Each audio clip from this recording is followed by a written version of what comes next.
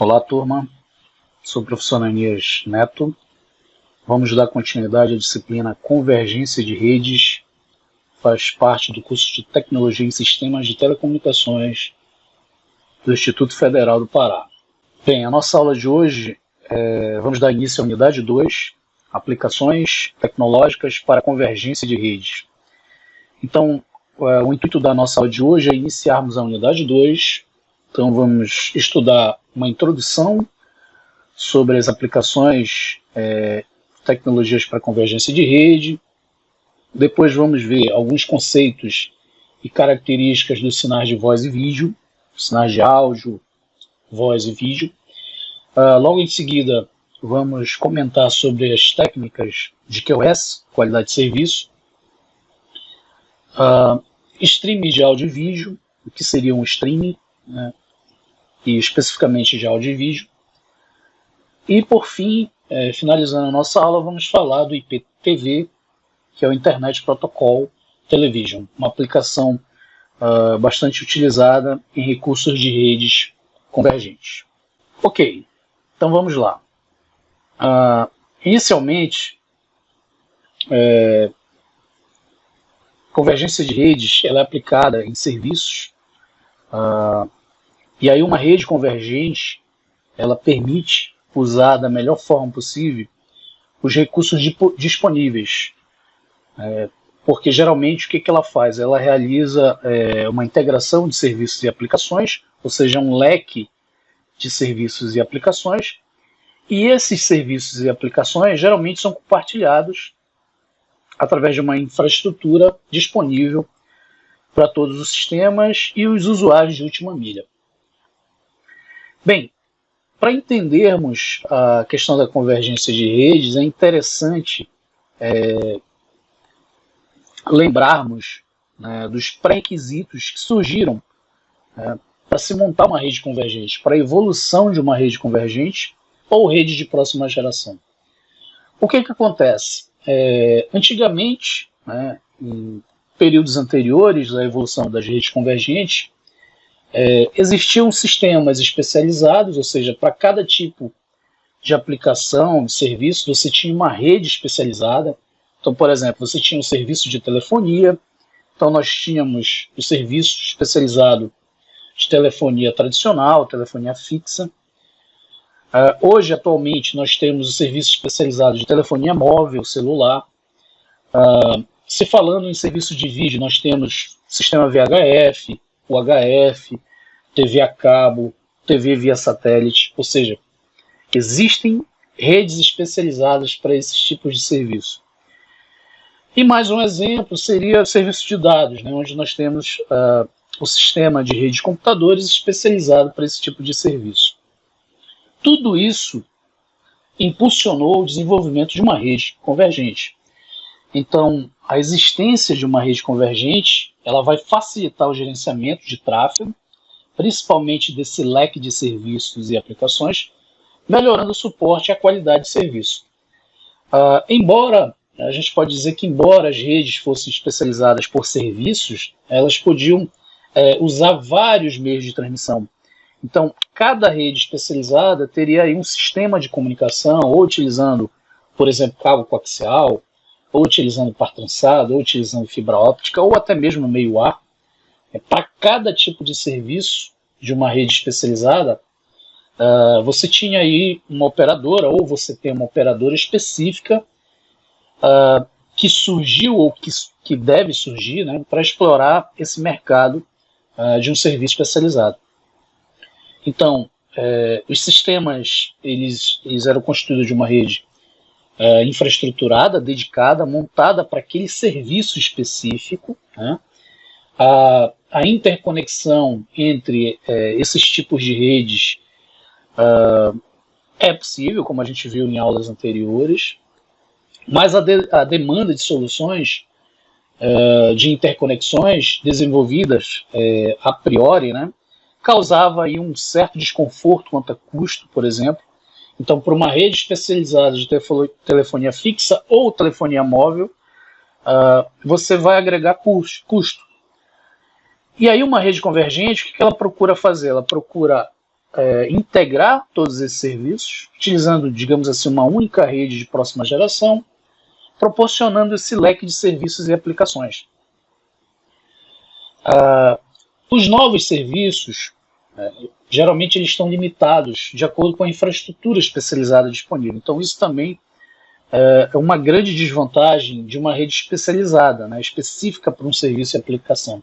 A gente já não vai ver isso numa rede convergente. A rede convergente ela é preparada para trabalhar com esses serviços integrados, né, de forma que proporcione um alto desempenho dentro de métricas de QoS, QoE, né, que é qualidade de experiência, proporcionando bons serviços.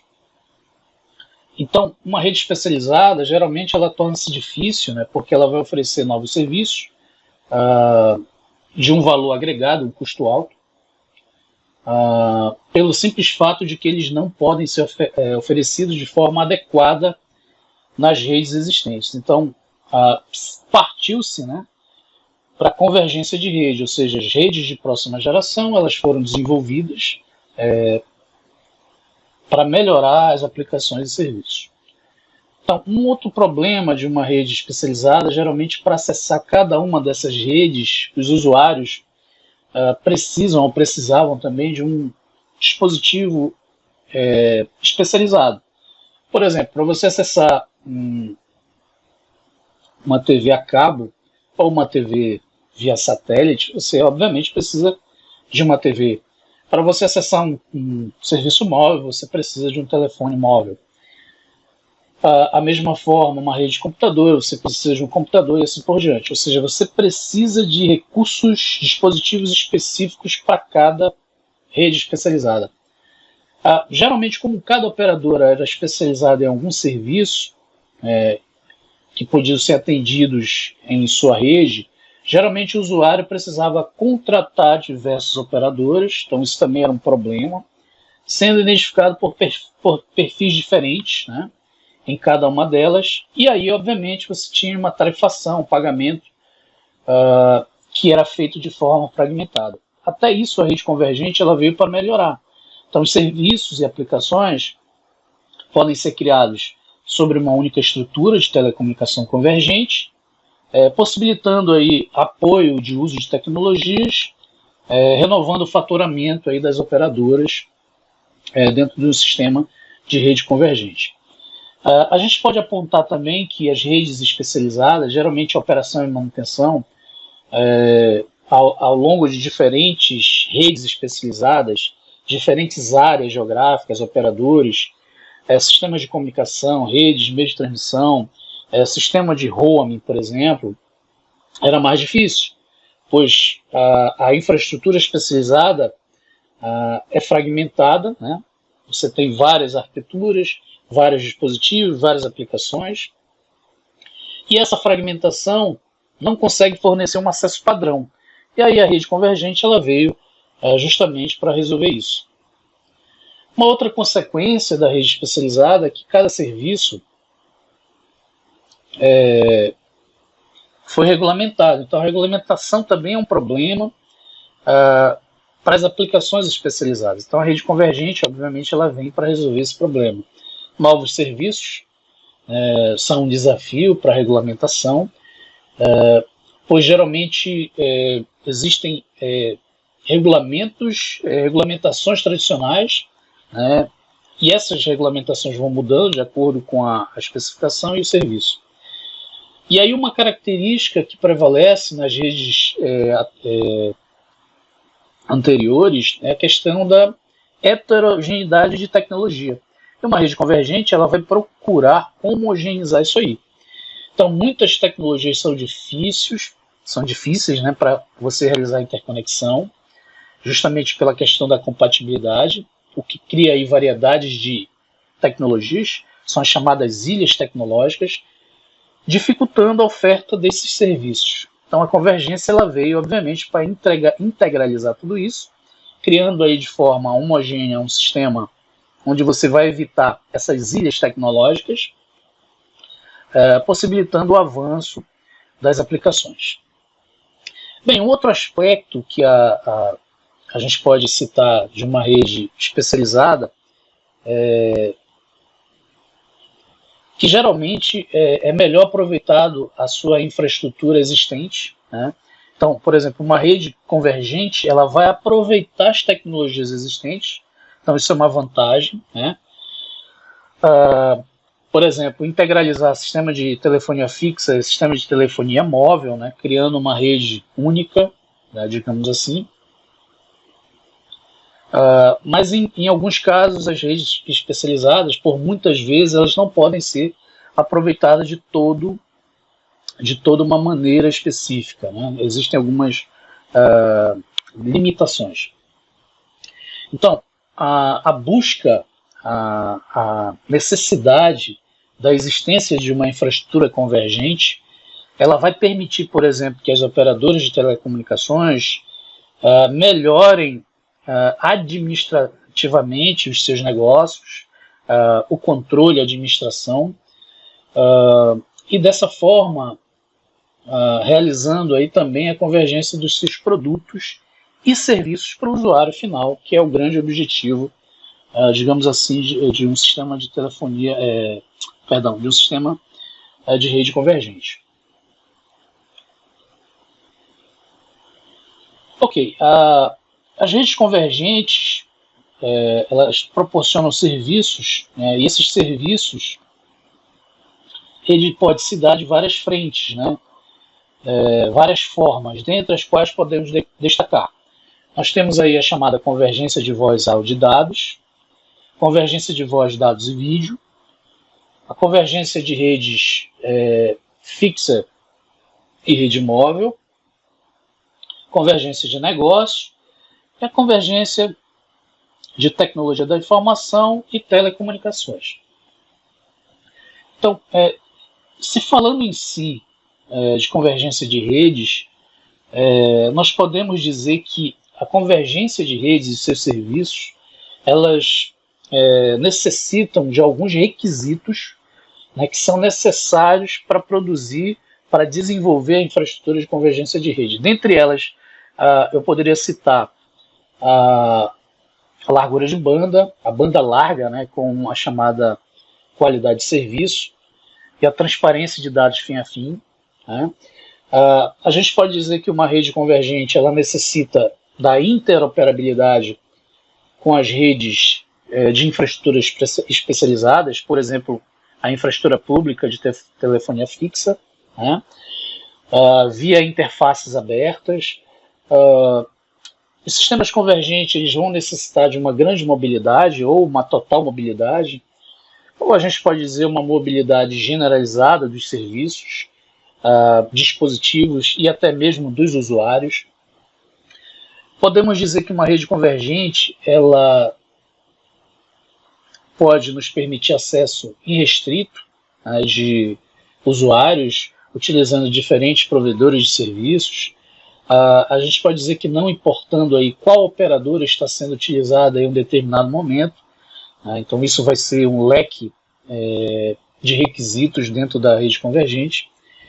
A rede convergente ela vai necessitar também de transparência, né, baseada em comutação de pacotes IP.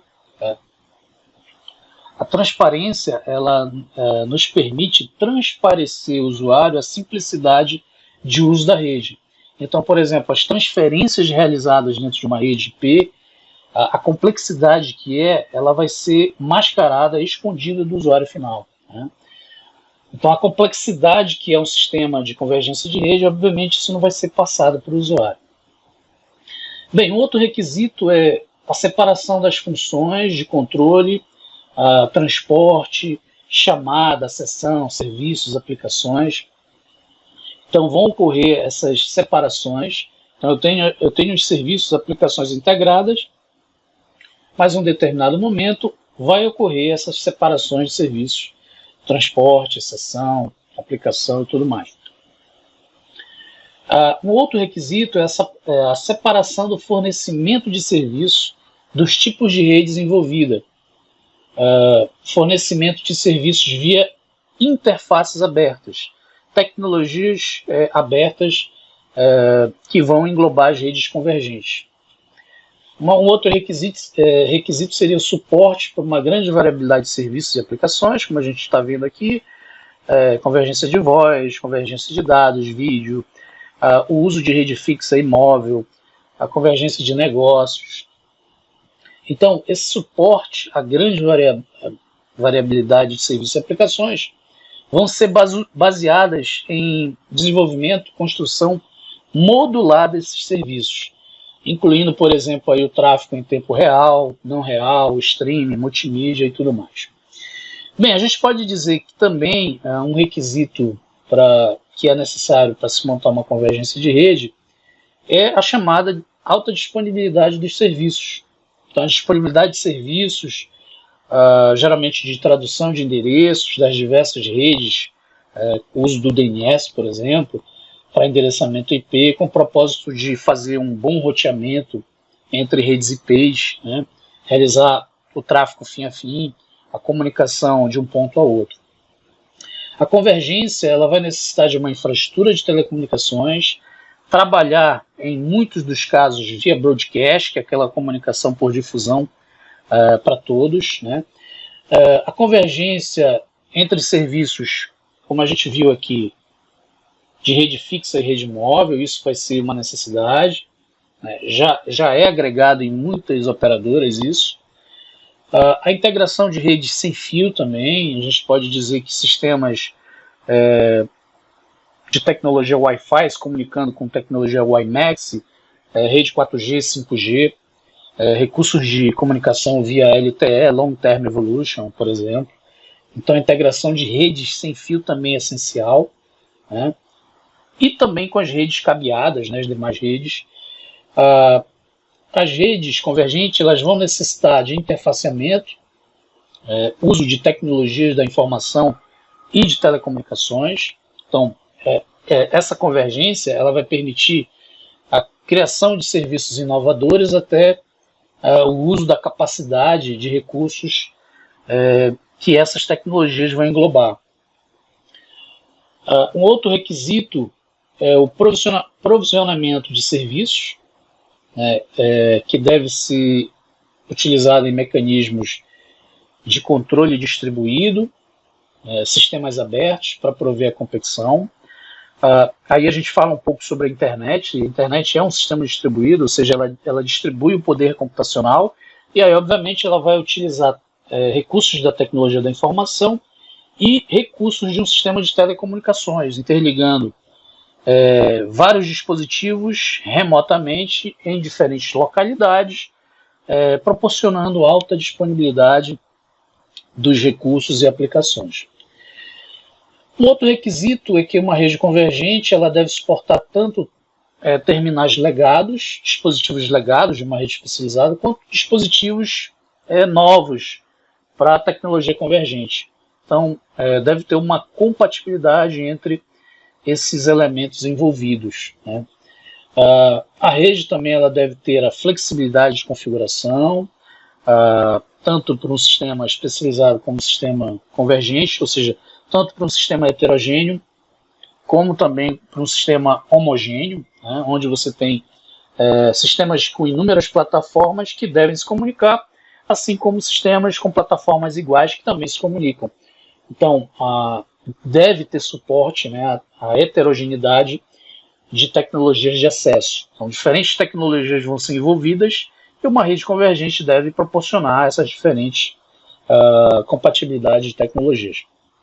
A gente pode dizer também que dentro dessas várias frentes de convergência de redes e serviços, a convergência também deve prover mecanismos de segurança. Isso é essencial, né, dentro de uma rede de computadores para proteger, por exemplo, as informações, as aplicações, informações sigilosas e tudo mais, dentro de uma infraestrutura de rede convergente.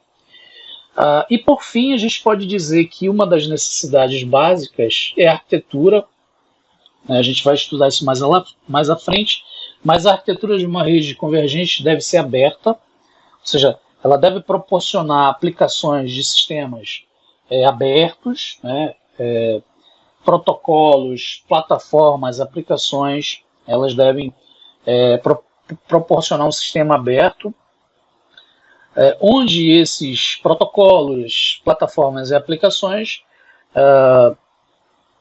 serão independentes de plataforma, serão independentes da comunicação entre protocolos e principalmente as aplicações envolvidas, né? Então a gente vai ver, por exemplo, que existem sistemas como o IPTV, que utiliza lá o chamado middleware, que é um sistema que comporta uma área específica, é uma área aberta, onde você tem a possibilidade de incluir novos recursos, novas aplicações, a qualquer momento, sem que esses recursos percam o desempenho, a estabilidade, a performance da rede. Então isso é um exemplo de sistema aberto, onde você pega um equipamento, por exemplo, lá no IPTV um set-top box, que é um equipamento de acesso ao usuário, onde ele pode utilizar uma plataforma específica, e em um determinado momento ele pode utilizar outra, ou seja, um sistema completamente aberto para novas aplicações, plataformas, protocolos. Ok, agora vamos falar um pouquinho sobre as aplicações e serviços de uma rede convergente, né? Convergência de redes, ela obviamente vai ser aplicada em serviços, aplicações, né, que geralmente são disponibilizadas ao usuário final. Então a primeira aplicação e serviço que a gente vai ver bem forte aí nas aplicações de redes convergentes seriam as chamadas social networking, né? Seriam as redes sociais. Então, a gente pode dizer que uma rede social é uma das formas de representação dos relacionamentos geralmente afetivos e profissionais dos seres humanos, onde eles se comunicam, se relacionam entre si, né? Entre seus agrupamentos, grupos, né? Geralmente de interesses mútuos, né? Então, a gente vai ver uma aplicação muito forte em redes convergentes, né, que é a rede social. Então, a rede ela vai ser responsável geralmente pelo compartilhamento de recursos, áudio, imagem, vídeo entre usuários, né? E esse compartilhamento, obviamente, vai proporcionar aí a comunicação, a troca de mídias entre esses usuários, onde eles têm um objetivo comum, né, que é, obviamente, o compartilhamento dessas informações. Então, uma rede convergente, ela deve proporcionar uma rede social que todos os serviços e aplicações funcionem. E aí nós temos a internet fornecendo essas condições. Então, a internet ela vai fazer parte desse elo dentro de uma rede convergente, onde ela vai fornecer as condições para que a rede mantenha esses recursos e aplicações funcionando, para que os usuários possam acessá-los através de terminais, dispositivos móveis, smartphones, né, utilizando a internet e seus recursos navegáveis. Existem vários exemplos, né? A gente pode citar aí como rede social Facebook, o próprio WhatsApp, Instagram, Telegram, LinkedIn, entre outros. Tá? Bem, uma outra aplicação e serviço bastante propagado dentro de uma rede convergente seriam os serviços de mídia eletrônica. Então, o que seria um serviço de mídia eletrônica? Os serviços de mídia eletrônica geralmente são serviços audiovisuais, né? E a gente pode dizer que não apenas serviços de audiovisuais, mas também recursos de telefonia, recursos de videoconferência, até mesmo televisão, né, no dispositivo móvel, por exemplo. A gente pode ver aí uma vasta gama de serviços interativos, né, em todas as esferas da informação, aplicados, por exemplo, no entretenimento, jogos eletrônicos, aplicado nos negócios, aplicado até mesmo na educação. Então, a mídia eletrônica ela é constituída por uma cadeia de aplicações e serviços que vão criar esses recursos, essas aplicações, esses serviços, que vão armazenar, que vão adaptar, que vão agregar novos recursos e aplicações e entregar ao usuário final através de um conjunto de conteúdo, né? E geralmente um serviço de mídia eletrônica ela vai ser baseada em servidores de conteúdo, né, para gerenciar esses conteúdos. Esses servidores de conteúdo nada mais é que um conjunto de equipamentos que vão armazenar essas informações. Essas informações vão ser compreensíveis, elas vão ser transformadas, codificadas, né, encapsuladas, decodificadas de forma compreensível e colocadas à disposição para o usuário. Então, cada vez o conteúdo está se tornando disponível, né, alta disponibilidade, sob demanda para o usuário, né, através de streaming de áudio e vídeo, onde ele pode acessar a qualquer hora, qualquer momento, dentro daquele sistema de servidor de conteúdo. Então a gente tem aí o grande exemplo, são os streams on demand, né, sobre demanda, aí as aplicações de áudio e vídeo. Bem, uma outra aplicação de redes convergentes são as aplicações e serviços da Internet das Coisas, Internet of Things. Né?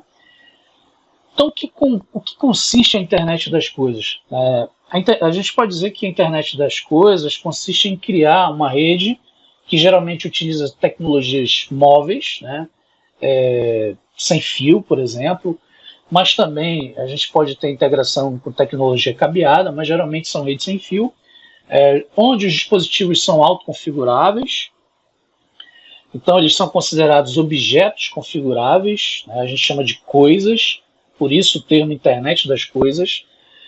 E aí a gente pode citar como exemplo dispositivos como eletrodomésticos, onde eles vão ser autoconfiguráveis, e eles podem ser gerenciados e controlados à distância.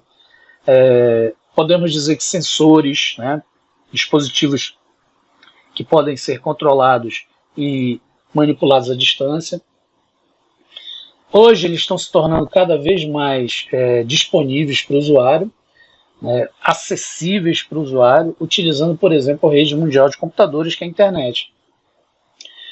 Então, exemplos de objetos ou coisas como eletrodomésticos, eu citei, sensores, equipamentos de vigilância, de segurança,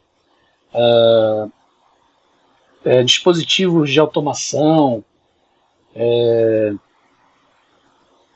câmeras, recursos que controlam, por exemplo, a iluminação de uma casa, que controlam o sistema de tráfego de uma cidade. Então, tudo isso pode ser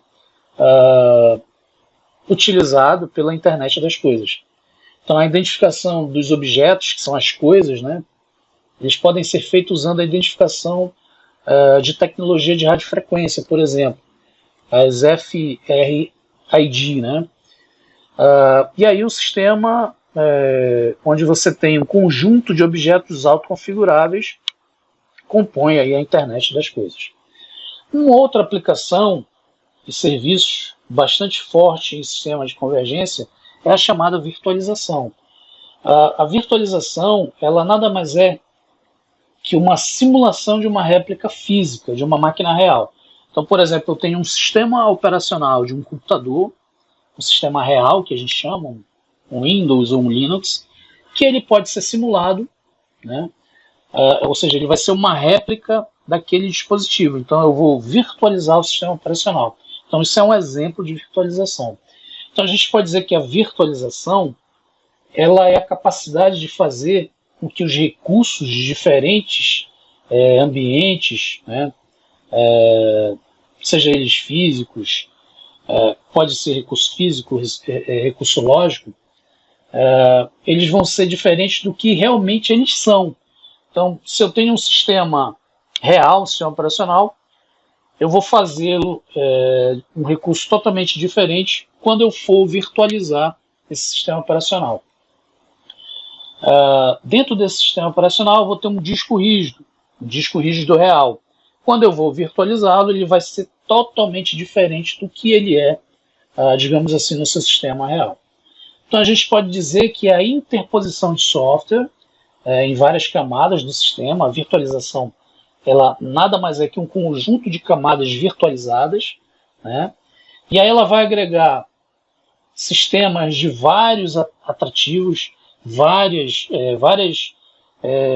podemos dizer assim, vários requisitos, várias vantagens, como por exemplo a diminuição de custo, o aumento de produtividade de um sistema, por exemplo, de um sistema operacional, o aumento do nível de segurança. Por você criar várias camadas, o sistema vai se tornar mais seguro. Você vai ter execução de múltiplas aplicações, de múltiplas tarefas. Então, posso ter dentro de um sistema vários sistemas operacionais e vários sistemas atuando de várias formas, ou seja, multitarefas, múltiplas aplicações. A virtualização ela vai nos proporcionar criar várias máquinas virtuais, ou seja, múltiplas máquinas virtuais, agregando aí, por exemplo, para servidores, o que a gente chama de consolidação de servidores. Então, ao invés de você ter vários servidores físicos, né, onde você vai ter um custo maior, você vai ter um único servidor físico englobando vários servidores virtuais. Então, você diminui custo, né, pagando menos, ou seja, você vai ter um único servidor em vez de vários servidores, utilizando vários sistemas virtuais dentro daquele servidor físico. Então vai ser também uma aplicação e serviço bastante comum dentro de redes convergentes. Então a gente já vê muitas aplicações que utilizam sistemas virtuais, né, a internet, as aplicações das grandes empresas já utilizam isso, onde você tem sistemas virtualizados na nuvem, né, na cloud computing, na computação em nuvens, por exemplo. É um exemplo de virtualização, né, onde você tem a virtualização de diversos requisitos, aplicações e serviços. E por fim, um último exemplo de aplicação e serviço é a computação em nuvens, né, que eu citei agora há pouco. Então, os programas de computador aqui eles são baseados na web. Então você vai ter softwares virtualizados, por exemplo, aplicações virtualizadas, ao invés de ter um dispositivo físico, um desktop, ao invés de ter um desktop, um servidor físico, você vai ter tudo isso dentro de um sistema virtualizado, né, usando a virtualização, onde esses dispositivos, aplicações, recursos, eles vão estar, digamos assim, sempre disponíveis, né, sempre atualizados, né, tendo aí uma alta disponibilidade, proporcionando para o usuário uma aplicação instantânea. Então, não importa, por exemplo, aonde o usuário está e nem que sistema operacional ou plataforma o usuário está utilizando, a computação em nuvens ela vai proporcionar que o usuário possa estar utilizando um sistema operacional remotamente dentro da sua máquina ou seu dispositivo móvel, algo do tipo, utilizando aí uma rede de recurso global de virtualização. Então, o Cloud Computing ele nada mais é que um exemplo de virtualização, onde você virtualiza recursos e disponibiliza para o usuário de forma remota dentro da rede, integrando aí várias aplicações e recursos ao mesmo tempo. Ok, agora vamos falar sobre as características dos sinais de voz, seria o sinal de áudio e vídeo. Tá? Bem, as classes de aplicações multimídias, elas podem ser, a gente pode dizer que elas podem ser divididas em fluxo contínuo, stream, de áudio e vídeo, de forma armazenada, onde eu posso armazenar esses conteúdos. Eles podem ser de fluxo contínuo, streaming de áudio e vídeo ao vivo, em tempo, digamos assim, uma live, né, disponibilizada aos usuários, e também um vídeo interativo de tempo real. Então, essas são as classes e aplicações multimídias que vão caracterizar as aplicações de voz e vídeo. Ok, as aplicações multimídia, áudio e vídeo, em redes constituídas de uma mídia contínua, por exemplo, as classes de aplicações multimídia, elas devem atender aos requisitos de desempenho. Então, o fluxo contínuo de streaming de áudio e vídeo armazenado, eles devem atender requisitos de desempenho, requisitos de QoS, qualidade de serviço. Fluxo contínuo de streaming de áudio e vídeo ao vivo também devem atender requisitos de qualidade de serviço, assim como também vídeo interativo de tempo real. Então, o QoS, que é a qualidade de serviço, a gente vai ver mais à frente, ele deve ser oferecido a essas classes de aplicações dentro do seu nível adequado de desempenho necessário para que essas aplicações funcionem. Então, eu vou ter requisitos de qualidade de serviço em fluxo contínuo de streaming de áudio e vídeo armazenados, eu vou ter qualidade de serviço em fluxo contínuo de áudio e vídeo ao vivo, por exemplo, e aí vocês vão perceber que são diferentes. Eu vou ter qualidade de serviço de vídeo interativo de tempo real. Então, ambos devem ter um bom desempenho, né? Então devem ter requisitos de qualidade de serviço. As características fundamentais aí são, normalmente sensível ao atraso. Então, quando se fala em QoS, você tem lá sistemas sensíveis ao atraso, geralmente atraso fim a fim. Aí eu tenho atraso, jitter, que é a variação do atraso, né? Dentro das características fundamentais de QoS, nós temos a tolerância à perda. Então, determinados fluxos aqui, fluxo contínuo armazenado, fluxo contínuo de vídeo ou vídeo interativo em tempo real, eles vão ter tolerância a perdas, né? Então, eu posso ter perdas infrequentes, né, ou perdas frequentes. Geralmente, as perdas são infrequentes, que causam pequenas falhas. Tá? Eles devem ser intolerantes a falhas, mas geralmente eles podem tolerar alguns atrasos. Então, isso está relacionado à qualidade de serviço. O atraso, por exemplo, ele pode ter uma variação, ele pode ter o seu mínimo, ele pode ter o seu máximo. Então, cada classe de aplicação multimídia vai ter aí um tipo desse atraso. A gente chama de variação do atraso, ou jitter, né? Então, a variabilidade desse atraso dos pacotes dentro de um mesmo fluxo de pacote pode ser diferente para o fluxo contínuo de áudio e vídeo armazenado, o fluxo contínuo de áudio e vídeo ao vivo, por exemplo, vão ser diferentes de um atraso ou variação de atraso de vídeo interativo de tempo real. Então, vão ser distintos, né? Cada um vai ter um tipo específico para oferecer a aplicação em nível de desempenho. Ok, então vamos ver lá o fluxo contínuo de streaming de áudio e vídeo armazenados.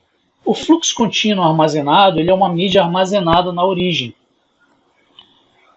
Então, geralmente você vai ter um servidor onde eu vou armazenar os recursos na origem, transmitir ao cliente, então meu usuário final. Então, esse fluxo contínuo vai ser a reprodução do cliente, né? Então, eu vou armazenar, eu vou gravar o vídeo num servidor, depois eu vou repassar esse vídeo ao meu usuário final. E aí o meu usuário ele vai reproduzindo, ele vai começar a reproduzir esse conteúdo, né, antes que todos os dados tenham chegado. Então, eu gravo. Então, o primeiro passo é gravar num servidor de conteúdo, repasso ao meu cliente e ele já vai reproduzindo. Então, antes mesmo de terminar, né, antes mesmo de chegar todo o conteúdo, o meu usuário já pode ir assistindo, reproduzindo aquele conteúdo. Então, a gente pode dizer que o fluxo contínuo, nesse momento, o cliente ele vai reproduzindo a parte inicial do vídeo, né, enquanto um servidor ainda vai enviando as partes desse vídeo. Então, você tem restrição de tempo, né, para dados ainda serem transmitidos, né, há tempo para a sua reprodução.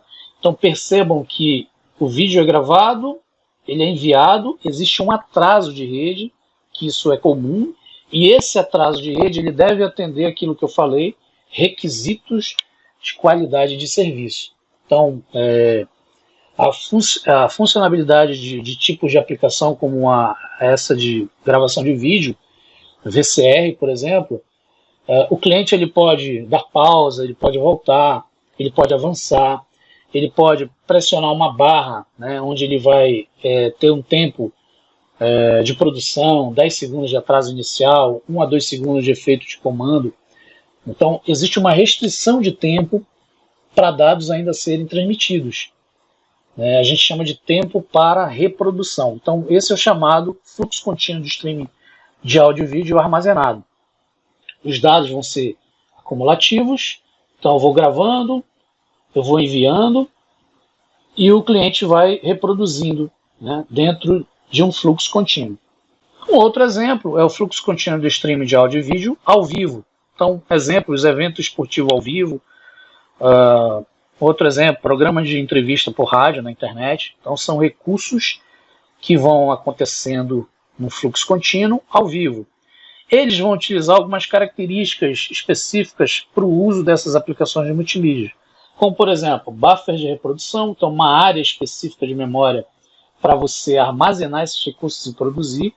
Então, a reprodução pode ser atrasada dentro de um tempo específico, dezenas de segundos após a transmissão. Então, percebam que aqui você vai ter um atraso muito baixo, porque agora o meu fluxo ele é ao vivo. Então, existe restrição de tempo, tá? Diferente do fluxo contínuo por armazenamento. O fluxo contínuo por armazenamento, a mídia ela é armazenada na origem, né, transmitida ao cliente, e ele vai utilizando de acordo com a sua reprodução. Aqui não, aqui o meu tempo ele é limitado, então existe uma restrição de tempo menor, né, porque o usuário vai ter uma interatividade maior, então ele vai ter o avanço rápido, né, dos recursos, eles vão ser impossíveis, geralmente retornar, pausar, vão ser possíveis. Então, a aplicação multimídia de fluxo contínuo, de áudio e vídeo ao vivo, ele vai requerer, por exemplo, melhores métricas de QoS, requisitos de QoS mais especificados, né, detalhados. Então, tempo de atraso menor, por exemplo, variação desse atraso menor, a perda de pacotes menor, porque a transmissão ela tem uma restrição de tempo e ela está ocorrendo naquele momento, né, dentro de recursos que não podem atrasar. Então, a qualidade de serviço aqui, as métricas, elas são mais restritivas, né, podemos dizer assim, para que a aplicação ocorra. Bem, uma outra classe de aplicação multimídia é o vídeo interativo de tempo real. Então, nós temos aplicações como, por exemplo, telefonia IP, que a gente vai estudar mais à frente, videoconferência, sistemas interativos distribuídos, né, são exemplos desse tipo de aplicação multimídia. Aqui também vamos ter requisitos de atraso fim a fim. Então, como por exemplo o áudio tem que ser menor que 150 milissegundos, é considerado bom, né. Atrasos abaixo de 400 milissegundos também está ok, é considerado aceitável. Então percebe que quanto maior o atraso, obviamente pior. Então, para esse tipo de serviço, aplicação multimídia, o áudio, por exemplo, ele deve ser abaixo de 150 milissegundos. 400 milissegundos já é aceitável, ainda é aceitável, né? Inclui atrasos em nível de aplicação, empacotamento e rede.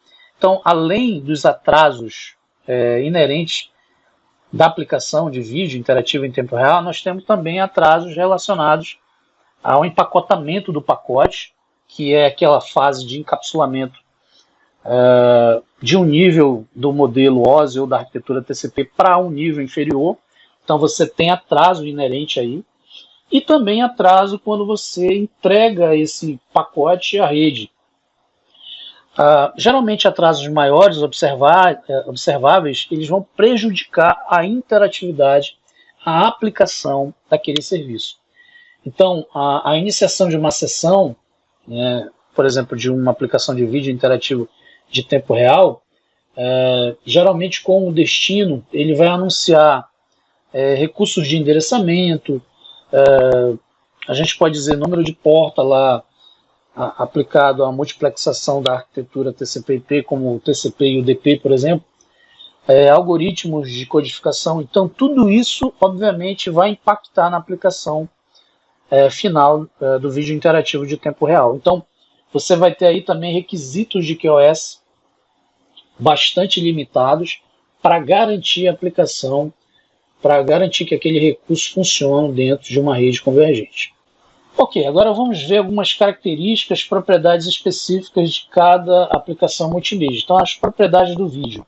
Então, as propriedades de vídeo, a gente sabe que o vídeo ele é uma sequência de frames, né, de imagens que são intercaladas de forma espacial ou temporal. Né? Então, talvez a característica mais inerente do vídeo é a sua alta taxa de bit. Então, esse uso de frames temporal, espacial, eles vão agregar alta taxa de bit. Então, a gente pode dizer que é uma mídia que consome bastante. Então, o vídeo distribuído pela internet costuma variar de 100 kilobits por segundo para videoconferência, né, de baixa qualidade, até mais de 3 megabits por segundo para filmes de fluxos de vídeo com alta definição, HD, por exemplo. Então percebam que para aplicações específicas o vídeo vai demandar muito recurso, né, muita largura de banda, alta taxa de bit, né, principalmente quando você aumenta essa qualidade aí, a definição, por exemplo, do teu vídeo. Bem, outra característica inerente do vídeo importante é que ele pode ser compactado. Isso já é uma boa notícia, né? Porque você vai pegar, por exemplo, um vídeo bruto, sem perdas, e você pode compactá-lo, você pode diminuir. Isso aí compensa em termos de qualidade, baixando a taxa de bits. E aí isso para a largura de banda de uma rede é importante. Então você vai ver que é uma propriedade interessante, a compactação, onde você adapta aquele vídeo a uma determinada rede, a uma determinada largura de banda. Bem, ele também pode usar a compactação para criar múltiplas versões do mesmo vídeo, também interessante.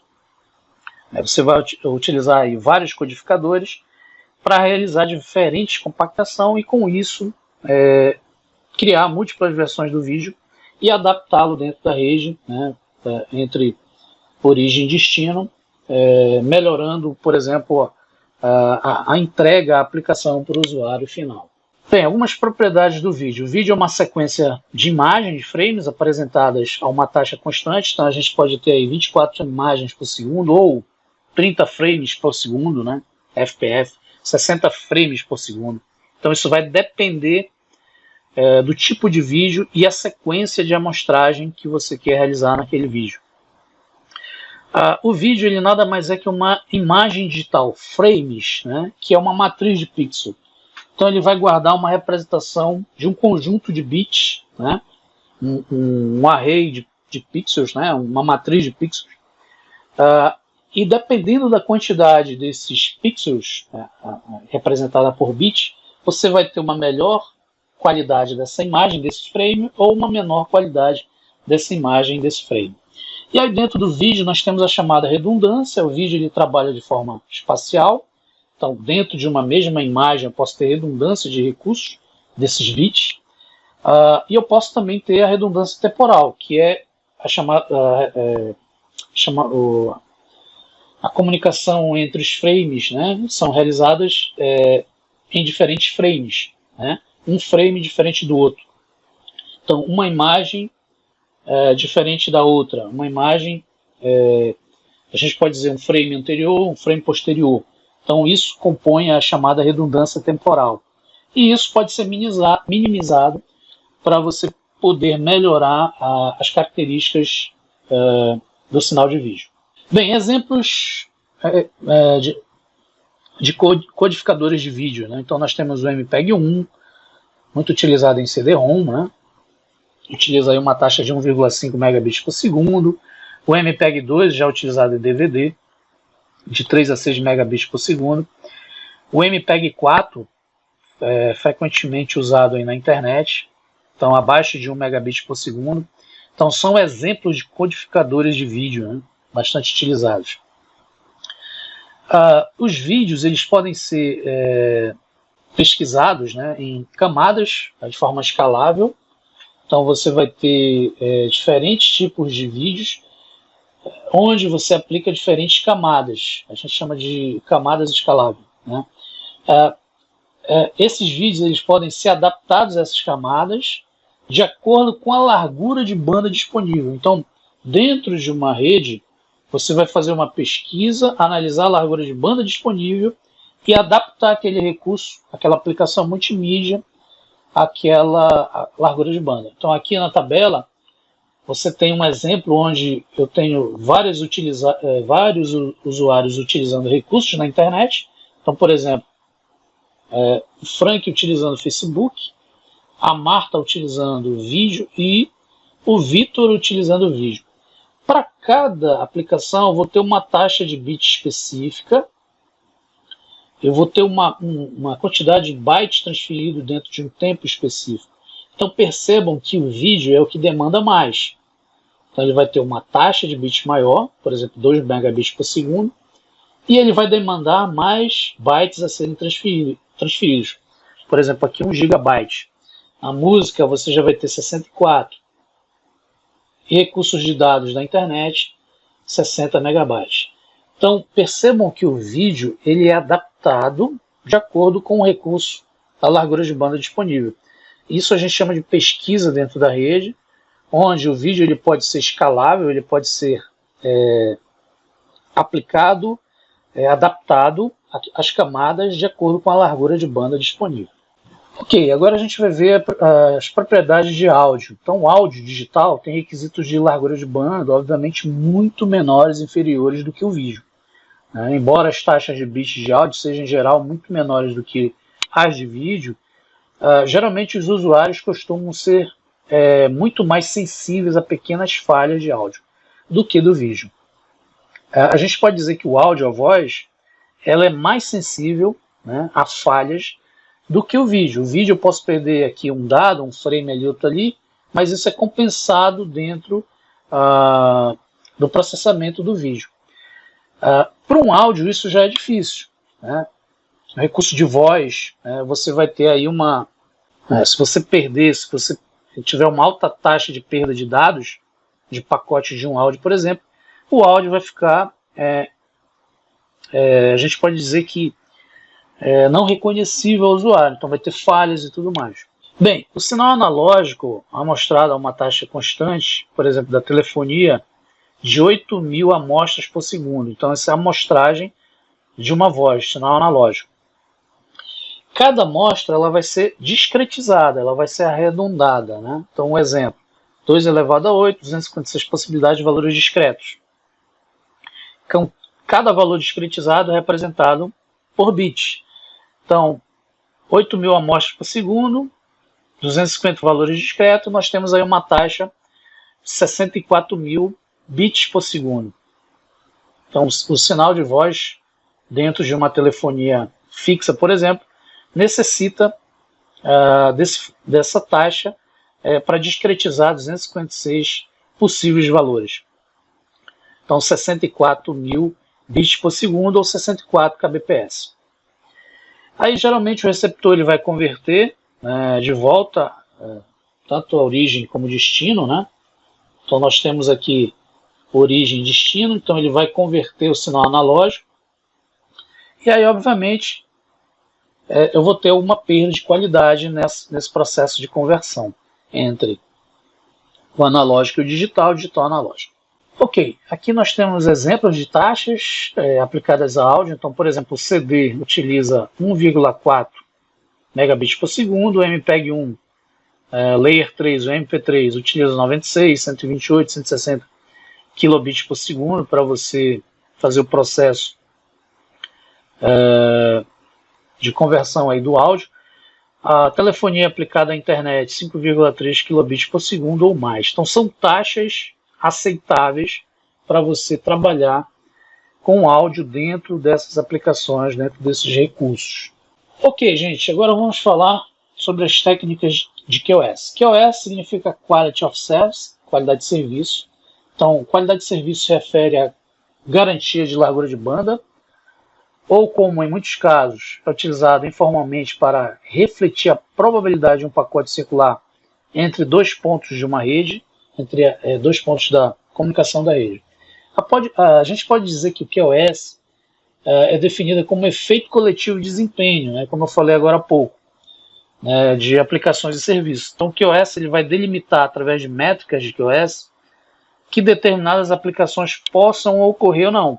Então, por exemplo, dentro de uma rede, se você vai utilizar recursos de videoconferência, existem métricas de QoS que vão determinar quais são os limites de uso, né, atrasos, perda de pacote, para que ocorra o serviço de videoconferência.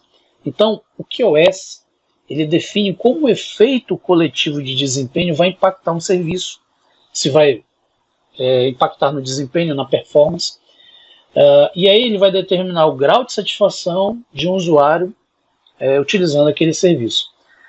Então a rede ela oferece aplicação, nível de desempenho necessário para que a aplicação funcione. Então o QoS ele é utilizado para definir o desempenho de uma rede relativo às necessidades daquelas aplicações, né? Conjunto de aplicações ou de uma aplicação específica. Como também o conjunto de tecnologias que possibilita que as redes ofereçam garantias de desempenho. Então, esse é o QoS. Então, quando se fala em QoS, se fala em garantias de desempenho daquele serviço, daquela aplicação. Então, existem métricas, recursos que são avaliados para garantir que aquele serviço, aquela aplicação vá funcionar. Técnicas de QoS. As técnicas de QoS, elas existem, né? Existe uma série de técnicas que vão possibilitar a implementação do QoS para as mais variadas necessidades. Então a gente tem basicamente dois modelos, dois métodos que são apresentados como uma solução para QoS, embora existam outras, mas as duas principais são essas, os serviços integrados, o IntServe, e os serviços diferenciados, o DivServe. Então as técnicas elas são empregadas para possibilitar a garantia de desempenho. Então os serviços integrados, que é o primeiro, o IntServe, ele procura oferecer bastante recurso, suficiente para um recurso esperado, um pico esperado daquela aplicação, com uma margem de segurança geralmente substancial. Geralmente é uma aplicação simples, embora na prática ela é mais complexa, porque você vai agregar, você vai demandar mais recursos, então você vai criar uma área, uma reserva de recursos para demandar mais recursos a uma aplicação, e nem sempre esse mais recursos que você demanda pode ser totalmente utilizado. Então na prática a gente pode dizer que é uma técnica, um modelo, um método que assume aí um alto desperdício. Então tende a ser ineficaz se o valor de pico aumentar, né, além do previsto. Então se eu reservo um recurso e a minha aplicação precisa de recurso a mais, então ele vai ser ineficaz, né, de acordo com o que foi previsto. Então ele reserva recurso, ele gasta tempo com isso, e aí o QoS, baseado em reserva de recurso, ele também é chamado de reserva rígida, né? Ele vai oferecer garantias para cada fluxo individualmente, né? No entanto, ele é problemático, né? Como eu falei, você pode reservar recurso e nem sempre utilizar todo esse recurso, ou pode passar além desse recurso. Então a reserva de recurso ela vai possibilitar dividir os recursos de rede entre tráfego de diferentes tipos, origem, destinos, definido aí limites e garantias de banda. O segundo método, serviços diferenciado, ou DivServe, ele vai definir um pequeno grupo de classes, geralmente aplicados aí em redes de pacote, redes IP. Então ele vai criar um mecanismo na rede para tratar as diferentes classes. Então, a grande diferença é essa. Enquanto o serviço integrado você reserva um recurso, bastante recurso, por um alto pico esperado, por exemplo, os serviços diferenciados eles vão reservar recursos, criar mecanismos na rede para tratar classes diferenciadas, de forma diferenciada durante toda a aplicação na rede, todo o congestionamento na rede, toda a transmissão na rede. Onde essas garantias são específicas para grupos, agregação de fluxo. Então, existe aqui no serviço diferenciado, no DivServe, a chamada priorização. Enquanto no serviço integrado você tem a reserva de recursos, no serviço diferenciado você tem a priorização. Então, essa técnica, o tráfego é classificado e recebe propriedades diferentes, né? De acordo com o tipo de aplicação, de acordo com o tipo de serviço, origem ou destino. Então, situações de congestionamento, pacotes com maior prioridade são enviados, né? Enquanto outros são descartados. Então, esse é o chamado serviço diferenciado. Você tem uma priorização. Já nos serviços integrados, você não tem essa priorização. Você reserva um recurso e há a possibilidade de dividir esse recurso em vários tráfegos envolvidos dentro da rede. Então, basicamente, são essas duas técnicas. Técnica de serviço integrado, utiliza aí reserva de recursos, oferece bastante recurso, e aí eu posso ter a ineficácia dele, onde o meu valor de pico vai aumentar além do que foi definido. Nos serviços diferenciados, existem classes diferenciadas, de forma diferenciada durante toda a transmissão na rede, durante todo o congestionamento na rede, e aí existe a chamada priorização. Então essa técnica ela vai priorizar diferentes tipos de aplicações de serviço. Então se houver uma situação de congestionamento na rede usando o DivService, ele vai priorizar pacotes que têm maior prioridade, obviamente, e os que não têm são descartados. Bem, dentro do conceito de QoS, nós temos as chamadas métricas de qualidade de serviço. As métricas de qualidade de serviço são usadas para caracterizar e descrever o comportamento da rede no que diz respeito à sua utilização e performance. Então, elas são definidas por um número específico de parâmetros que deverão ser cumpridos, né, dentro da sua implementação, envolvendo aí uma rede de computadores, principalmente quando envolve o tráfego de informações através de redes mais amplas, como a rede mundial de computadores. Então vamos ver aqui alguns exemplos de métricas de QoS. Bem, esse quadro, essa tabela mostra alguns exemplos de métricas de QoS. Então nós temos as métricas, como por exemplo retardo, atraso e latência, dado em milissegundos. Nós temos o jitter, que é a variação do atraso, também dado em milissegundos. Nós temos o throughput, que é a taxa de bits por segundo, taxa de perdas dada em porcentagem, a taxa de erro dada em porcentagem.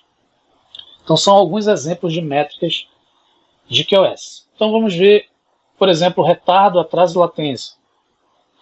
Ele nada mais é que um tempo gasto pela rede para transportar um pacote do transmissor-receptor, dado em milissegundos. Então algumas aplicações, alguns serviços, existem um tempo mínimo de atraso que devem ser atendidos.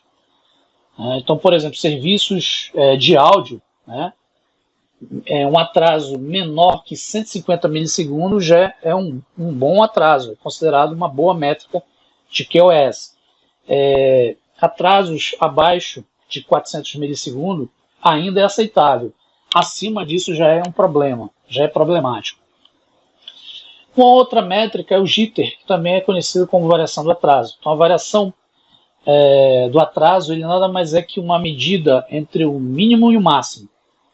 Então existe um máximo de retardo entre pacotes de fluxo. Então se o atraso mínimo for de 1 milissegundo, o atraso máximo de 6, aí você tem uma diferença que vai gerar a variação desse atraso, que é em torno de 5 milissegundos. Então o jitter, ele é muito variado, ele vai depender muito da aplicação e dos recursos da rede, largura de banda. Então ele vai ficar variando. Ele vai ter sempre o seu mínimo e o máximo, que é a diferença entre o máximo e o mínimo, você tem a variação do atraso. O throughput, que é a taxa de bits por segundo, é a taxa de informação que chega e que é entregue por um nódulo, né, um nó da rede, por uma unidade de tempo. Então a taxa de informação ela é muito importante, porque quanto maior ela for, melhor.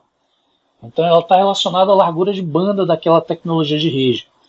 Então vai depender muito do meio de comunicação, do recurso, da mídia empregada. Então, obviamente, quanto maior esse throughput, ou seja, quanto maior a taxa de bits por segundo você trafega, você entrega de um ponto a outro, dentro de uma unidade de tempo, melhor será. Taxa de perdas são os pacotes perdidos em relação a um total de pacotes enviados. Então, quanto maior essa taxa, pior vai ser a qualidade de serviço. Então, o ideal é você ter taxas de perdas menores. Então, para determinadas aplicações e serviços, existem limites de taxa de perda, né? Pacotes perdidos relacionados a um conjunto de pacotes enviados. E o último exemplo é a taxa de erro, né? O número de transmissões que ocorrem em relação ao número total de transmissões realizadas. Então, obviamente, também se eu tenho muita taxa de erro, por exemplo, CBR, constante bitrate, se ele for muito grande, geralmente você tem um problema para aplicações e serviços. Então, esse número de transmissões com erro em relação ao número total, ele tem que ser minimizado. Então, as aplicações, algumas aplicações multimídias exigem baixa taxa de perda, baixa taxa de erros. Ok, continuando, vamos falar agora sobre o streaming de áudio e vídeo. Bem, o streaming é uma tecnologia capaz de transmitir dados através da internet, sem a necessidade de baixar aquele conteúdo em um dispositivo. Então, o streaming de mídia é uma tecnologia de compressão de dados, que permite o usuário assistir, por exemplo, um vídeo, ou ouvir, por exemplo, uma música, um áudio, sem precisar baixar aquele recurso, aquela aplicação multimídia, aquele arquivo, né, para o seu computador, para o seu dispositivo, por exemplo. Você utiliza a tecnologia através da internet para desfrutar daquele conteúdo. Então, os arquivos transmitidos com mais frequência em streams são imagens, áudio, né? Geralmente áudio e vídeo, onde são vídeos curtos, longos, onde você engloba aí áudio e vídeo ao mesmo tempo, onde você tem opções vastas, podendo incluir até mesmo textos e apresentações de slides. A gente pode dizer que a transmissão é feita através de fluxo contínuo de dados, né, geralmente armazenados, permitindo aí que os usuários com conexões normais, né, dentro dos seus limites normais, tenham acesso a esse conteúdo de áudio e vídeo. Normalmente, geralmente, né, recursos muito demorados para serem carregados ou para você baixar no teu dispositivo ou no teu computador, você utiliza a priori através de um recurso na internet. Bem, os arquivos de áudio e vídeo em stream, geralmente eles são utilizados, eles são produzidos, construídos através de algumas aplicações específicas, como os chamados codecs ou softwares de compactação. Então eu vou ter codec para imagem, para áudio, para vídeo, né, que são softwares que vão procurar fazer o processo de compactação daquela minha imagem, daquele áudio, daquele vídeo. Então, tanto vai compactar como descompactar. Então, um processo que vai adaptar um recurso de imagem à minha rede, recurso de áudio e vídeo à minha rede, e também descompactar. Então, os codecs eles vão descartar dados desnecessários. Então, existem recursos de uma imagem, de um áudio, de vídeo que são desnecessários, então o codec vai lá e descarta. O intuito é diminuir o impacto nisso na largura de banda. No entanto, você vai diminuir a resolução em geral, né, de uma imagem, de um vídeo, ou até mesmo de um recurso de áudio. Mas aí você pode compensar em outras etapas, diminuindo aí o tamanho do arquivo ou algo do tipo. Então existem diferentes codecs. Diferentes codecs também criam diferentes tipos de arquivos, né, que funcionam em reprodutores de streams específicos. Então isso é uma vantagem porque, dependendo da tua plataforma, do teu dispositivo, do teu computador, do teu celular, você tem um codec específico que vai adaptar melhor aquela imagem, aquele áudio, aquele vídeo. Ok, então vamos ver os streamings quanto aos seus tipos. Então a transmissão de streaming pode ser de dois tipos. Nós temos a transmissão ao vivo, live, conhecido como live, né? Os exemplos são aí as rádios e TVs normais, que podem ser transmitidas através da internet, utilizam aí a forma de comunicação via broadcast, que a difusão para todos, ou seja, todas as pessoas escutam ou assistem ao mesmo tempo o mesmo conteúdo, né? E aí o impacto disso também é na largura de banda. Você precisa ter uma boa largura de banda para trafegar esse recurso, esse streaming ao mesmo tempo. O outro tipo de streaming é o streaming on demand, ou sobre demanda, né? Nesse tipo de streaming, você vai ter a possibilidade de uma interatividade específica para aquele usuário, né? Então proporciona uma interatividade que só passou a existir com a chegada da internet. Trata-se de arquivos gravados que podem ser acessados via streaming. Então é um fluxo contínuo armazenado. Então a hora que você quiser, quantas vezes você quiser, desde, obviamente, que esteja disponível naquele servidor de conteúdo. Então a gente pode dizer que o on demand ele já não vai impactar tanto na largura de banda como a transmissão ao vivo ou live. On demand você vai ter um arquivo gravado que você acessa de acordo com a necessidade daquele usuário na hora e quantas vezes você quiser para acessar aquele dispositivo, aquele conteúdo. Streaming quanto à tecnologia da arquitetura. Então nós temos os protocolos. A gente pode dizer que os protocolos são bastante importantes aí, principalmente os protocolos de internet empregados na distribuição desses arquivos, né, desses streams. Então geralmente se utiliza aí o UDP, o RSTP, né? Então os protocolos são estruturas de transmissão, distribuição. Nós temos o HTTP, o MMS, RDP, RTP, RSTP, UDP e o RTP, o RTMP. Tá? A gente pode dizer que desses, os principais aí para streaming, né, é o UDP e o RSTP. Eles vão, por exemplo, realizar a distribuição entre o servidor de streaming e o usuário final, né, o player com maior qualidade no usuário final. Então essa qualidade ela vai ser alcançada graças à arquitetura, né, desses protocolos UDP, RSTP, por exemplo, que prioriza a distribuição de fluxos contínuos. Ao contrário, por exemplo, do TCP e o HTTP, que são usados e vão encontrar aí uma falha na entrega de pacote de dados, porque eles são mais criteriosos, né? Então eles tentam repetidamente enviar dados, pacotes de dados, até que seja entregue com sucesso. O UDP ele continua enviando os dados, mesmo se ocorrer perda do mesmo, né? O que vai permitir uma experiência em tempo real, que é uma das principais características do streaming. Então, o streaming ele é possível graças à diferença entre diversos aplicativos, diversos softwares e, obviamente, esses diversos protocolos, que comunicam em diversos níveis, né, ou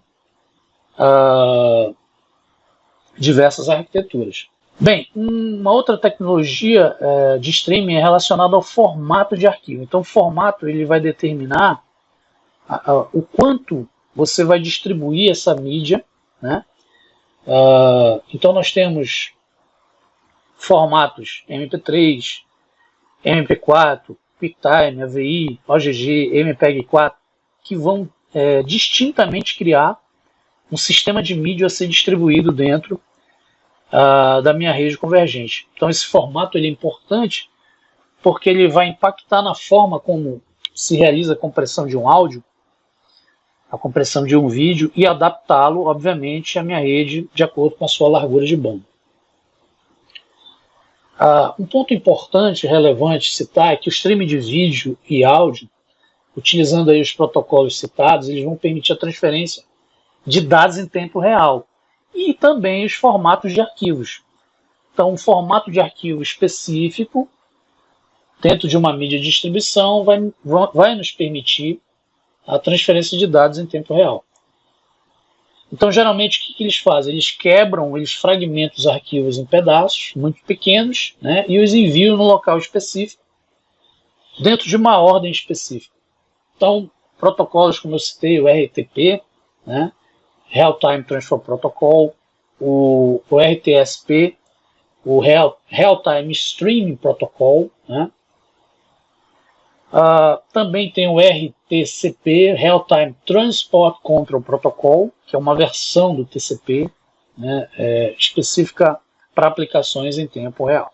Ok, gente, finalizando o nosso conteúdo, vamos falar sobre o IPTV, o Internet Protocol Television.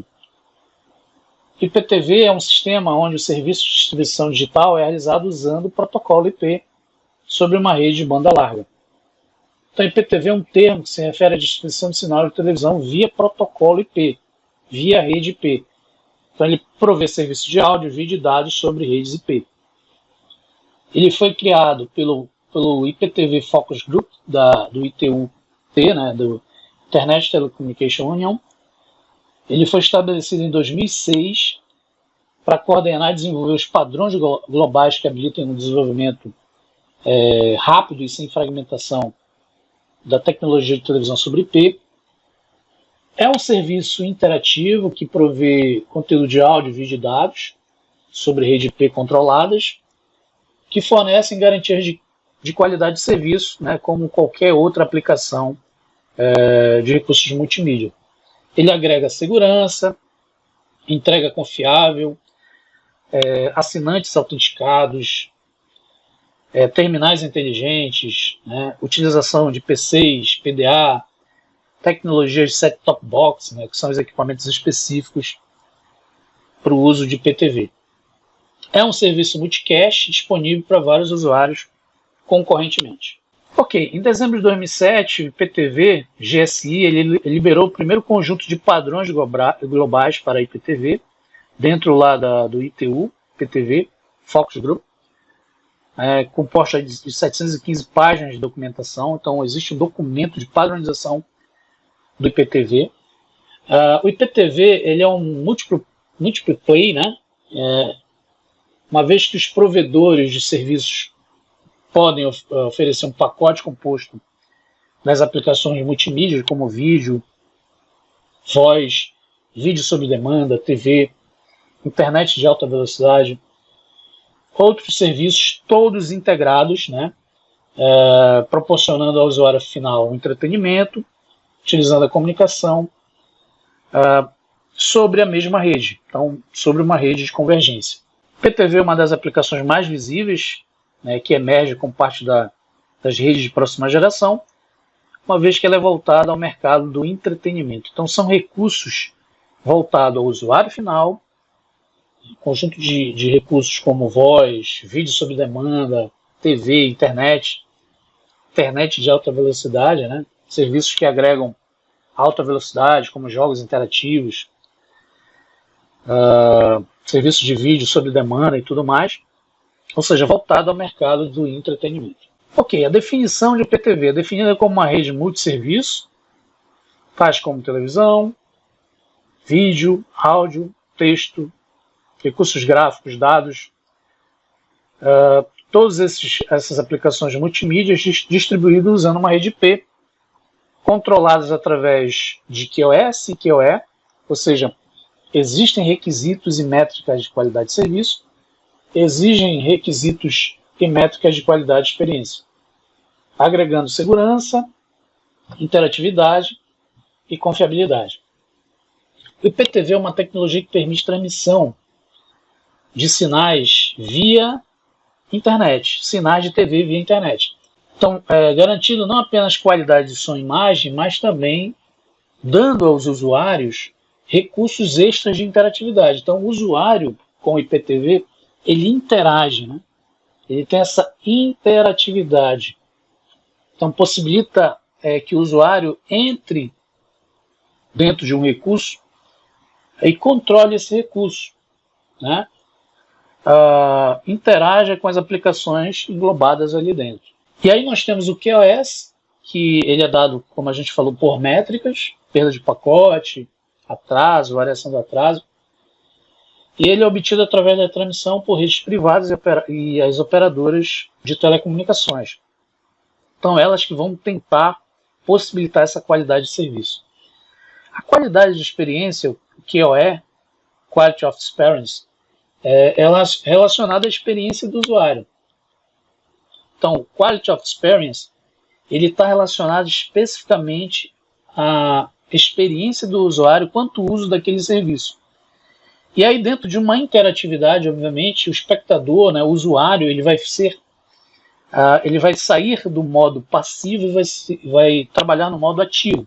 Então, ele vai ter uma interatividade. Então, ele vai dizer o quanto aquele recurso está interessante, né, se tem uma boa qualidade, se ele está assistindo um vídeo em boa qualidade ou em baixa qualidade. Então, ele vai interagir com o serviço, a aplicação, e, obviamente, mudando, né, melhorando esse serviço. Então, os serviços multimídias, né, do IPTV, obviamente, eles vão proporcionar aí um controle, né, uma melhora do uso desses serviços, baseado na rede IP, onde você vai ter um recurso sendo gerenciado. Então, os serviços multimídias vão ser distribuídos dentro dessa rede baseado em rede IP, e esses recursos podem ser gerenciados através das métricas de QoS e QoE. Ok, o IPTV ele possui alguns pré-requisitos e recomendações de projetos, né, que levam em conta a grande quantidade de aspectos e serviços que são empregados. Então, esses requisitos e recomendações, obviamente, estão relacionados à qualidade, o desempenho dentro da rede. Então, obviamente, vão impactar em relação a QoS e QoE. Ou seja, a interatividade que o usuário mantém dentro do serviço vão proporcionar a melhora das aplicações, né? Quando comparado à arquitetura de próxima geração GSI, por exemplo, um dos principais diferenciais é a inserção de um bloco de funções para entrega de conteúdo, chamado CDF, Content Delivery Functions. Então, é específico da aplicação IPTV você ter um bloco de entrega de conteúdo onde o usuário tem uma maior interação, uma interatividade com as aplicações. E aí, como eu falei, o IPTV ele define claramente requisitos de QoE, ou seja, a qualidade de experiência com o usuário vai passar essas informações ao sistema. Então, o espectador ele vai deixar de ser um espectador passivo e agora ele vai ser um espectador ativo, realizando a interatividade com o sistema e demonstrando ao sistema se aquele serviço está de bom tamanho ou não, se tem uma qualidade boa ou não. Além disso, pré-requisitos de QoS, atendendo aí requisitos mínimos de perda de pacote, atraso, variação de atraso, taxa de erro, taxa de perda, preservando aí o throughput, a largura de banda dentro da rede para os serviços IPTV. Ok, o IPTV ele traz baixo custo devido ao aproveitamento da infraestrutura já existente, então isso é importante, porque você utiliza o legado já existente. O IPTV utiliza serviços integrados, como a gente viu, voz, imagem, vídeo, sobre demanda, dados de alta velocidade, possui um conjunto de funcionalidades e interatividade com a internet, o usuário personaliza suas aplicações de acordo com seu perfil, facilidade de uso, ou seja, o usuário tem uma interatividade com o sistema. Controle de acesso, gerenciamento de conteúdo, além de utilizar múltiplas plataformas de transmissão. Então o usuário ele controla o acesso, ele gerencia o seu conteúdo, ele pode utilizar várias plataformas de transmissão para utilizar aquele serviço, aquela aplicação. Ok, essa imagem mostra o funcionamento do IPTV, basicamente a arquitetura do IPTV. Então o IPTV ele tem o chamado head-end, né? Então o head-end ele é um ponto crucial na arquitetura IPTV. Como a gente percebe na imagem, o head-end ele mostra as transmissões, os legados de transmissões que podem ser utilizados na transmissão do IPTV. Então, nós temos os sinais de antenas via satélite, a gente pode ter, por exemplo, sinais de televisão analógica, comunicação via rede de cabo coaxial, algo do tipo, que são preparados para serem distribuídos na rede IP. Então, o head-end ele prepara o conteúdo para ser transmitido dentro da rede IP, da rede de transporte e agregação. O head-end ele é composto por diferentes elementos, né, como codificadores, decodificadores, para adaptar as taxas de trims, adaptar os dispositivos de rede, os equipamentos de redes, como os switches, roteadores, equipamentos de monitoração, de gestão e supervisão. O sinal, quando ele chega, por exemplo, ao operador, ele é decodificado, obviamente. Então, no head-end, você passa pelo processo de codificação e decodificação. E aí você pode aplicar decodificador como MPEG-1, MPEG-2, MPEG-4, comprimindo aí os tipos específicos de mídia. Após esse passo, ele vai encapsular os dados na rede.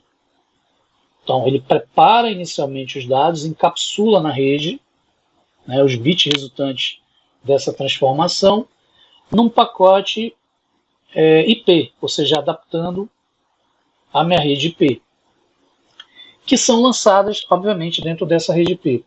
Então, o head-end ele tem uma estrutura redundante, né, e pode haver mais de um head-end. Geralmente, existem vários head-end por questão de tolerância a falhas. Então, geralmente é designado ao head-end, ele é responsável por enviar as informações de conteúdo. Então, ele é a produção do conteúdo, né?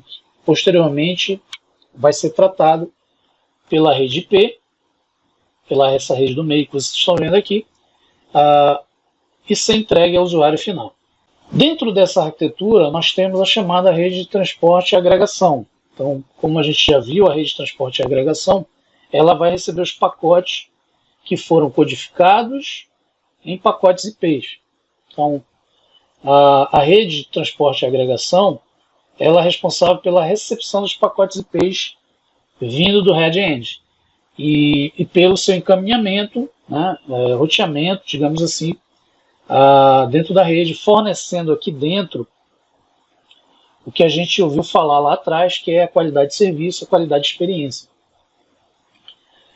Então, dentro dos requisitos e métricas específicas, a rede de transporte e agregação vai nos proporcionar qualidade de serviço, qualidade de experiência, para que o transporte desses pacotes IP sejam feitos de forma eficiente, sem degradação do conteúdo da aplicação final.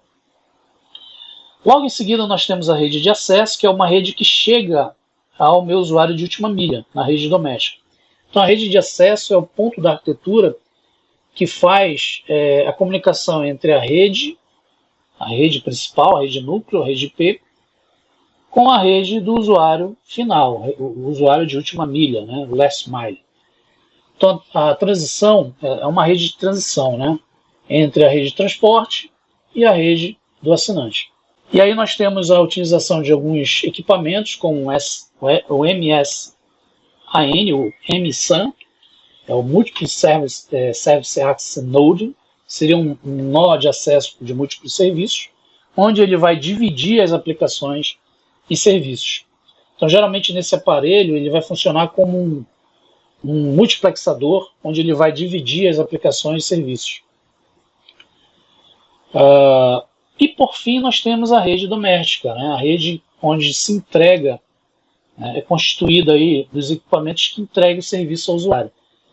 Então, a gente pode dizer que a rede doméstica ela é constituída da etapa de travessia, de entrega dos recursos que vêm da rede de transporte e agregação, ou seja, os recursos que foram produzidos, produção de conteúdo, transmissão da rede principal, a rede de acesso e entrega ao usuário final. Então, o conteúdo é entregue àquele dispositivo, como por exemplo a televisão, utilizando um STP, um Set-Top Box, que é um equipamento de interatividade, né, específico para a rede IPTV, que tem a função de decodificar os dados e montar o formato específico daquele dispositivo para acessar aquele recurso de multimídia, como o vídeo, por exemplo, ou um recurso do computador, né? Então, a rede doméstica ela é responsável por levar o sinal de IPTV que é recepcionado, né, pelo por cada usuário, por cada rede doméstica, né, e entregar essa aplicação ao usuário. Geralmente as tecnologias empregadas aí numa rede doméstica são utilizadas com recursos de rede Ethernet, rede wireless. Alguns utilizam PLC, que é o Power Line Communication. Outros utilizam conexão via cabo coaxial. Outros utilizam conexão via rede de fibra óptica, como a tecnologia GPON, que leva a fibra até a rede doméstica, né, até a residência do usuário, proporcionando maior largura de banda, maior taxa de transmissão. E aí, geralmente, no IPTV, o equipamento terminal da rede, né, que liga as aplicações, principalmente as televisões, são os STPs, como vocês estão vendo aqui, ó, STP, STP, STP. São chamados set-top box. Set-top box, eles vão ter uma mídia, uma tecnologia chamada de middleware, com plataformas, aplicações que são independentes, né, open source, que convertem, por exemplo, os recursos, as aplicações de multimídia, vídeo, voz,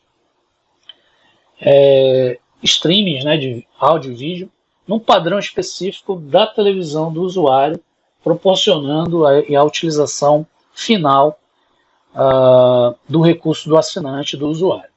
Ok, gente, essa foi mais uma aula sobre rede convergente, onde estudamos sobre as aplicações, tecnologias para convergência de rede. Então, estudamos algumas características do sinal de voz e vídeo, técnicas de QoS, streaming de áudio e vídeo e, por fim, o IPTV. Então, agradeço mais uma vez a participação de todos e até uma próxima aula.